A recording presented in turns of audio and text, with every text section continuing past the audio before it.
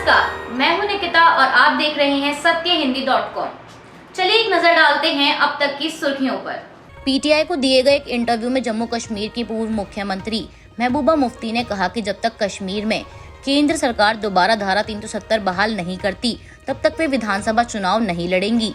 मुफ्ती ने इंटरव्यू में आगे कहा कि उन्होंने भारत के संविधान और जम्मू कश्मीर के संविधान के तहत विधानसभा के सदस्य के रूप में शपथ ली थी और इस मुद्दे को उन्होंने अपने लिए भावात्मक बताया। गौरतलब है कि इस इंटरव्यू में महबूबा मुफ्ती ने आने वाले लोकसभा चुनावों में हिस्सा लेने या न लेने पर कोई टिप्पणी नहीं की। सुप्रीम कोर्ट कॉलेजियम ने मद्रास हाई कोर्ट में जजों की नियुक्ति के लिए 4 नाम सुझाए हैं, जिनमें आर शक्तिवेल, पी धनबल, चिन्ना स्वामी कुमार अप्पन और के राजशेखर के नाम शामिल हैं। सुप्रीम कोर्ट ने नामों की सिफारिश करते हुए कहा कि जिन नामों की उसने पहले ही सिफारिश की है उन्हें रोका या अनदेखा नहीं किया जाना चाहिए, क्योंकि किसी भी देरी से उम्मीदवारों की वरिष्ठता प्रभावित होती है। कॉलेजियम की तरफ से केंद्र को पहले भी हाई कोर्ट के लिए की गई आर जॉन सत्यन और रामास्वामी नीलकंदन के नामों की सिफारिश को भी ध्यान में रखने को कहा गया है। बता दें, केंद्र सरकार और कॉलेजियम के बीच हाल ही में जजों की नियुक्ति को लेकर तनातनी देखी गई थी। देश में फिर से बढ़ रहे कोरोना के मामलों का जायजा लेने के लिए पीएम मोदी ने आज उच्च स्तरीय मीटिंग बुलाई। अधिकारियों के अनुसार बढ़ते कोरोना केस और उसके लिए तैयारियों को लेकर इस मीटिंग में बातचीत हुई।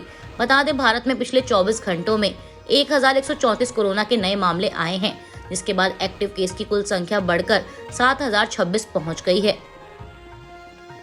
हिंदू नववर्ष पर आज संसद की छुट्टी को लेकर भी सियासी बवाल जारी है। आपको बता दें कि आज से चैत्र नवरात्र की शुरुआत हो गई है और इस मौके पर संसद में छुट्टी है, जिस पर समाजवादी पार्टी के सांसद शफीकुर रहमान बर्क और एसटी हसन ने सवाल उठाया है। शफीकुर रहमान ने कहा कि क्रेडिट लेने के लिए आज संसद में छुट्टी का ऐलान किया गया है। उन्होंने सवाल किया कि जब पहले हिंदू नववर्ष पर संसद बंद नहीं रहती थी तो इस बार छुट्टी का ऐलान क्यों किया गया है। वहीं एसटी हसन ने कहा है कि एक खास समुदाय को खुश करने के लिए सरकार ने एक कदम उठाया है। शफीकुर रहमान ने कहा कि पहले तो कोई छुट्टी होती नहीं थी, लेकिन इस वर्ष चूंकि इनकी संसद चल नहीं पा रही है, इनके एमपी नहीं चलने दे रहे, हमारी मांग तो ये है कि हमें जेपीसी चाहिए। सवाल उठता है कि लेकिन ये बात इनको सोचनी चाहिए कि इस पर उंगली उठेगी। ठीक है, आपकी संसद नहीं चल पा रही तो कल को बंद कर देते हैं। कल भी जैसे हुआ रोज बंद हो रही है, कल भी बंद हो सकती थी, लेकिन इस बार उसे छुट्टी में बदल दिया। उसका क्रेडिट हासिल करने के लिए और कोई बात नहीं है। चूंकि इनका नजरिया नफरत फैलाना, हिंदू मुस्लिम बेस पर हर काम करते हैं। हमारे इंटरनेशनल लेवल के बहुत बड़े जो त्योहार हैं उनकी भी ये एक दिन की छुट्टी नहीं देते। वहीं समाजवादी पार्टी के मुरादाबाद से लोकसभा सांसद एसटी हसन ने रमजान को लेकर एक मांग रखते हुए कहा कि आज अगर नवरात्रि पर छुट्टी की है तो कल रमजान पर भी अवकाश होना चाहिए, जिससे मुसलमान को भी लगे कि सरकार उनकी भी है और मुसलमान भी इस देश के नागरिक हैं। उन्होंने कहा कि सिर्फ एक धर्म को खुश करने की नीयत से ये फैसला किया गया है, ऐसा करना ठीक नहीं है।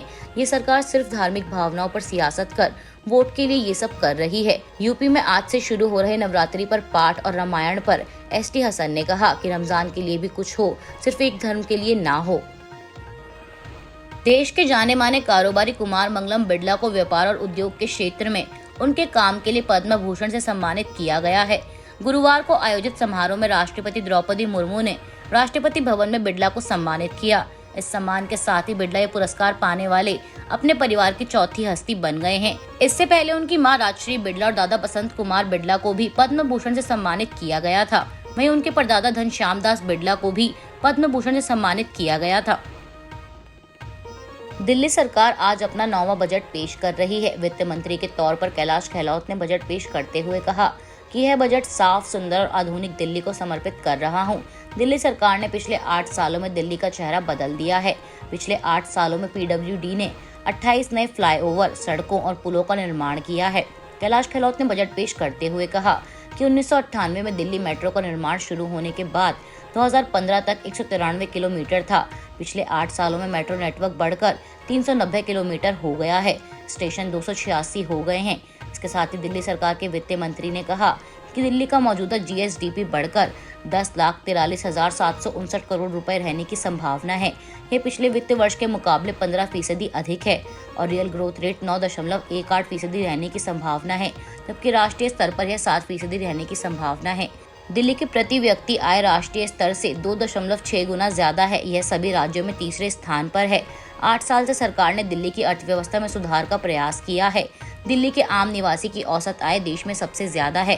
कैलाश गहलोत ने कहा कि 2022-23 में 76,800 करोड़ रुपए की तुलना में रिवाइज्ड एस्टीमेट 72,500 करोड़ रुपए रहा। 2023-24 के लिए मैं 78,800 करोड़ रुपए का बजट प्रस्तुत कर रहा हूं। यह पिछले साल की तुलना में 8.69% अधिक है। इसमें 56,983 करोड़ का रेवेन्यू एक्सपेंडिचर है और कैपिटल एक्सपेंडिचर के लिए 21,817 करोड़ रुपए हैं।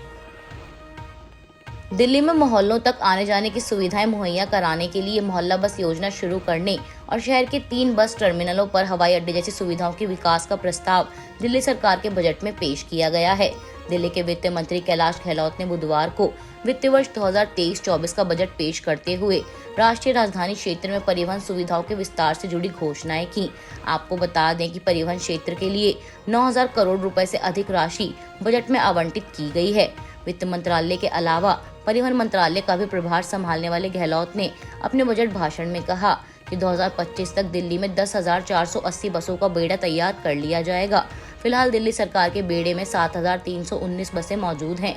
गहलोत ने कहा कि इनमें से 80% बसें इलेक्ट्रिक होंगी और शहर में मोहल्ला स्तर तक परिवहन सुविधा मुहैया कराने के लिए मोहल्ला बस योजना शुरू की जाएगी। इस योजना के तहत आगामी वित्त वर्ष में 100 मोहल्ला ई बसें उतारी जाएंगी, जबकि उसके अगले 2 साल में 2,180 बसें जोड़ी जाएंगी। उन्होंने कहा कि अगले 12 साल में मोहल्ला ई बसें लाने की समूची योजना पर कुल 28,556 करोड़ रुपए का खर्च होने का अनुमान है।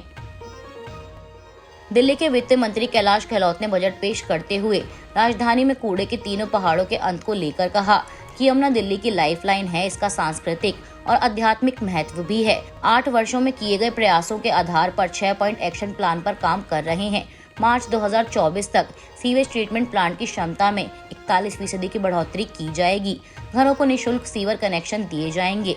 प्रदूषण वाली इंडस्ट्री को नॉन कन्फर्मिंग एरिया में शिफ्ट किया जाएगा।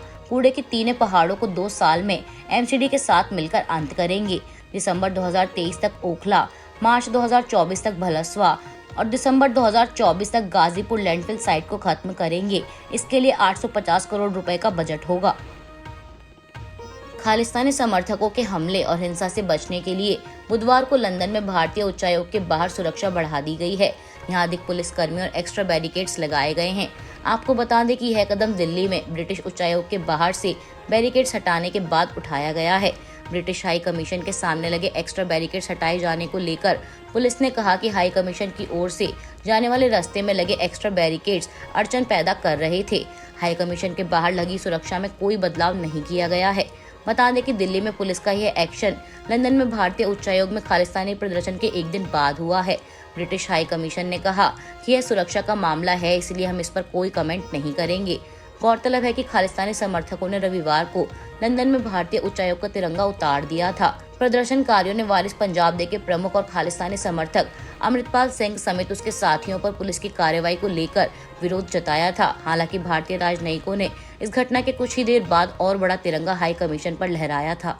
राजधानी दिल्ली के कई इलाकों में प्रधानमंत्री नरेंद्र मोदी के विरोध में आपत्तिजनक पोस्टर लगाए गए हैं। दिल्ली पुलिस ने इस मामले में बड़ी कार्रवाई करते हुए कुल 100 एफआईआर दर्ज की हैं और 4 आरोपियों को गिरफ्तार किया है।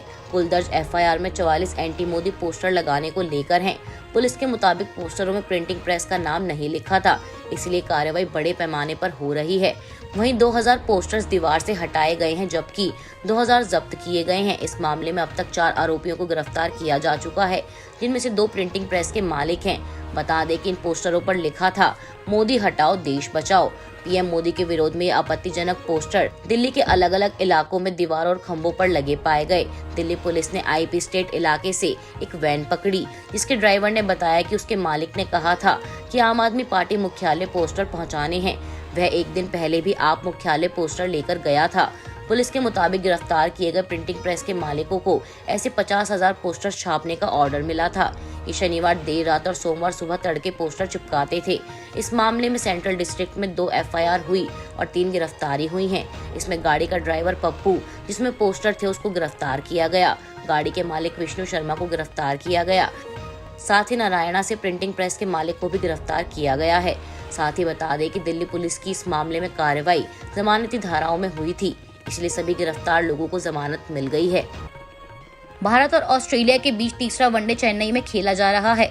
टॉस जीतकर ऑस्ट्रेलिया ने पहले बल्लेबाजी करने का फैसला किया था और 49 ओवर में 269 रन बनाए।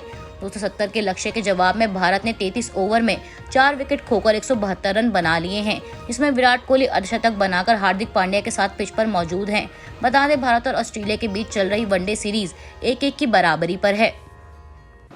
अभी के लिए बस इतना ही। बाकी की खबरों के लिए जुड़े रहिए सत्यहिंदी.com के साथ।